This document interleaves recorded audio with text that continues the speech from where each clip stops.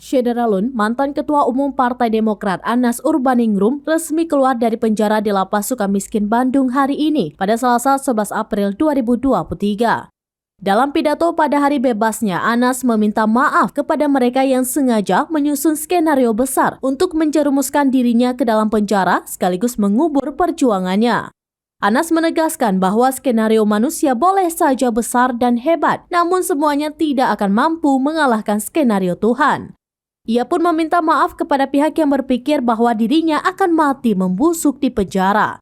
Ia juga meminta maaf kepada mereka yang berpikir dirinya akan menjadi bangkai fisik dan sosial setelah dikurung jeruji besi.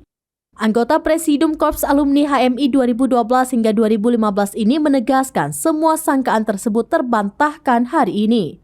Ia secara sehat, sadar dan waras tegak berdiri dan segera melangkah keluar Lapas Sukamiskin setelah menjadi penghuni selama 9 tahun 3 bulan.